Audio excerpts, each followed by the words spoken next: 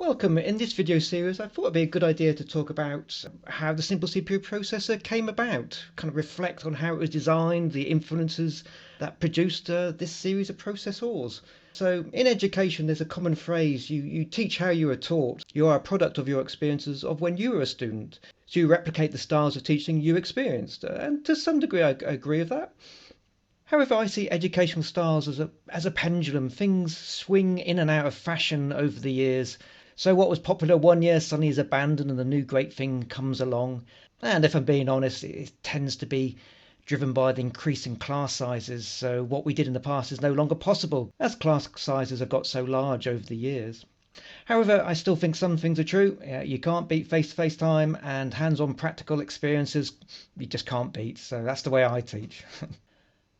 So when I was young, we were taught our first computer architectures courses using the 6502. A lovely processor. It was the first processor I really learned to program at the assembly language level. So an accumulator based architecture, so relatively nice and simple, but you can see from this block diagram there's still an awful lot of clutter on there. There's still a lot of functional elements on here that are needed for a practical real world processor rather than a teaching processor. So from a teaching point of view, it'd be nice to simplify this block diagram to really focus in on the core architectural elements that you're trying to teach. However, it does have a very nice clean instruction set, an accumulator based architecture, as I said, with just two special registers, the X and the Y register. Another common processor used at that time was the Z80, a completely contrasting beast. In the land of computer architectures, that you describe the 6502 as a risky, a reduced instruction set kind of architecture. Your Z80, being an 8080 clone, is more of a CISC architecture, a complex instruction set machine. Now, from its block diagram, it's a little bit deceiving. So if you look at the block diagram for the Z80 on here, it looks rather simple, but hidden behind the scenes is a more complex instruction set and register arrangements. As we can see here, it's still an accumulator-based architecture, but it's got a lot more general-purpose registers in there, which again adds complexity. It adds complexity to the addressing mode and the instruction, as you need a good understanding of which instructions can use which registers. However, of course, if you compare this to a modern machine, this is a very, very simple architecture. So you could argue that this is a suitable processor to teach Introduction to Computer Architecture, which we did in the past. So for the simple CPU, I wanted to keep the hands-on practical experience that I had with the 6502 and the Z80 when I was taught computer architecture. We actually built a computer using breadboards, and I think you learn a lot from that. I think that debugging that assembly language program does have value. That understanding what's going on inside the machine gives you a better understanding what's happening inside modern processors. There's some transferable skills there that I wanted to capture. But equally, the 6502 architecture, even though it's relatively simple, is complex compared to the simple CPU's architecture you can see here. So one of the design goals for the simple CPU was to make it as simple as possible, to remove all that clutter, to boil it down to the fundamental elements that I wanted to teach, I wanted to highlight to the students. So again, the question is, where do you start? What kind of architecture do you teach? And the starting point was to talk to the students, to look at the A-level syllabus to see what they were being taught before they came to us here at university. And a very common teaching processor used in A-levels is the little man computer. Now this architecture is fundamentally used to introduce instruction sets, machine code, and fundamental computer building blocks to a student. So it's got a very, very simple instruction set, which I liked. And I wanted to replicate that in the processor I was going to design. So keep it nice and simple, small, and easy to understand. And using just these simple instructions, you can build quite complex applications. Also at this time, I was doing a lot of research work on FPGAs. So we were building hardware systems for embedded applications. And the processor I was using in those FPGAs, because it was a Xilinx FPGA, was the Pico Blaze, a small 8-bit machine. So again, the simple CPU was influenced by this machine because I was using that an awful lot at that time. Again, if you look at its architecture, it's nice and clean. It's got a nice simple architecture, a register file this time. So we're moving away from that accumulator-based architecture now to one with a register file. But again, it's a relatively simple processor. And again, another thing I liked about this processor is its nice clean instruction set. So you've got all your basic instructions and nothing else really. So you're focusing on that core functionality. And that's obviously very nice from a teaching point of view. The final design requirement for the SimpleCPU processor was, unlike the Little Man computer, it had to be a processor that could be implemented within an FPGA. It had to allow the students hands-on experience of using that processor in a real-world context to control something.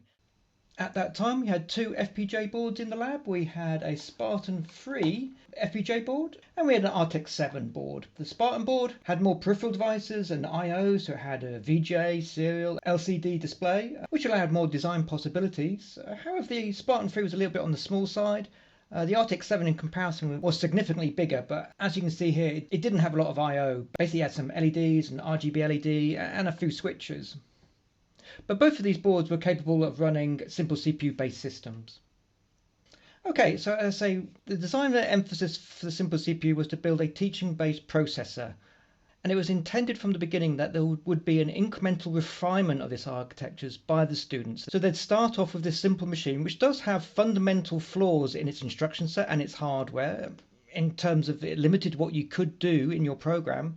And then the students would discover these limitations and then add new hardware and new instructions to the instruction set, addressing modes to enable more functionality. And eventually you'd end up with a processor that was capable of implementing a simple games console. So what I was looking for was a journey from an AND gate to a games machine, from AND gate to Pong, which we do. To implement this processor on the FPGA, students used the Xilinx IRC 14.7 software. I know it's out of date now, but that was the last piece of software Xilinx produced that allowed you to draw a schematic. And I feel there's value in drawing the schematic. You can see how the logic gates are connected together to implement the high-level functionality, such as our multiplexers, program counter, instruction register, etc. If you use hardware description languages like VHDL and Verilog, yes, they're very efficient and minimize design time, but from a teaching point of view, I think you lose something. There's always a danger students will use HDLs as a programming language, and it's not. It's a hardware description language. And I think it's very easy to lose sight of that with these types of languages. So for the SimpleCPU, we use schematics. Over a series of labs, students will implement the multiplexers, the ALU, program counter, and the registers needed to build this architecture.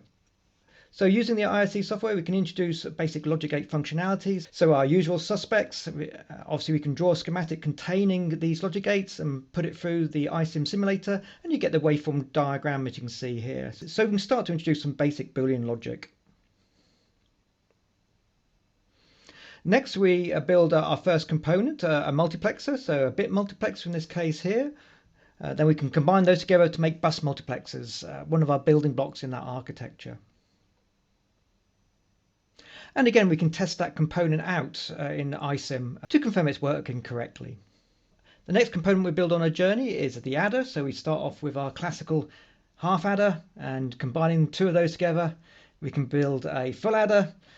And using those, we can implement our ripple adder. And that will form the heart of our ALU alongside a bitwise AND. The next thing we'll need inside our processor is some memory to implement our accumulator, our instruction register, and our program counter. It'll need a register, so we introduce the concept of a flip-flop. In this case here, the fundamental building block within the FPGA is the D-type flip-flop. So we can connect four of those together to produce a 4-bit register, and then use two of these components to build an 8-bit register. Again, emphasizing that hierarchical design process, building higher level components, abstracting away from their lower level implementation. At the heart of any processor is a simple state machine implementing the fetch, decode, execute cycle. I went a little bit different with the first version of the SimpleCPU and implemented a 4-phase, an increment phase. What I was trying to do is emphasize to the students that there's more than machine level processing going on inside the processor. The processor has to have hardware that will implement the machine level instructions, but also hardware to implement the housekeeping functionality needed to implement that fetch, decode, execute cycle. So really putting emphasis on that internal operation of the processor. So to keep things simple for all versions of the SimpleCPU, this state machine is implemented as a ring counter. So the states are encoded as a one-hot value. So you've got a very simple ring counter that represents the state of the processor. And using that combined with With a simple binary to one hot decoder, which decodes the opcode field within the instruction, we can implement our control logic for our processor, as you can see here. So using all these basic components, we have all the hardware components we need to build our processor. So thoughts now turn to what instruction set will this processor use. So as discussed, the SimpleCPU's instruction set was influenced by the Little Man computer and the picoblaze. So you have the picoblaze's unconventional name for move. For the move instruction, it calls load, and the instructions that read and write to memory are input and output. But those do again mirror the Little Man computer. At this stage, the processor's instruction set was kept deliberately small, limiting the types of program you can implement. Basically, you could only perform functions on the accumulator using immediate values. So you're limited to functions operating on one variable. However, you could still use this simple instruction set to illustrate a simple program's execution, as we have example here. And then observe how these instructions are processed within this architecture. So we can look at the step-by-step series of sequence of operations inside the processor that are needed to perform these instructions. Again, a key thing to note here when you're looking at the step-by-step sequence of actions is that fourth phase, the fetch, decode, execute, and the increment phase. To save hardware in the processor, the increment of the program counter is done by the ALU, so that's why you need these extra multiplexers. And again, I was trying to show that internal housekeeping operations, how the ALU could be reused to implement the program counter's functionality. So the program counter in this processor is just a register. You don't need another adder to increment the program counter's value as you would in a more classical processor. So at this stage, we have a very simple machine. We have all our components implemented in hardware, so we can download that onto the FPGA and see it in action. So the first program you form on any new computer is obviously to print hello world. Our simple CPU based system doesn't have a display, but it does have a output port, so we can use that to bit bash out serial message. We can print hello world by sending out ASCII characters across our serial line. And there's a screenshot here of the processor doing exactly that, sending out the first three characters HEL of hello world. The code to do that is a little bit clumsy and a little bit on the large side, but it gets the job done.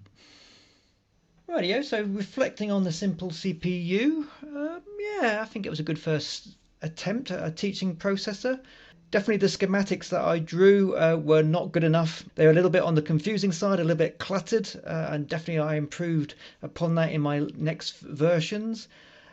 Moving to that four-phase machine level instruction state machine, yeah, I think that did have value, but I think it added confusion at the same time. So for later machines, I just reverted back to that standard fetch, decode, execute cycle. The same was true for the instruction names. So the load and store instructions are such iconic names for machine level instructions that using load instead of move, again, added confusion when students referred to other textbooks. So yes, I moved away from that one and reverted back to more classical names. But again, I think having instructions that indicated that they were performing operations outside the processor as input-output, again, I think that had value. But I decided it was better to be more conventional and stick with the load store terminology.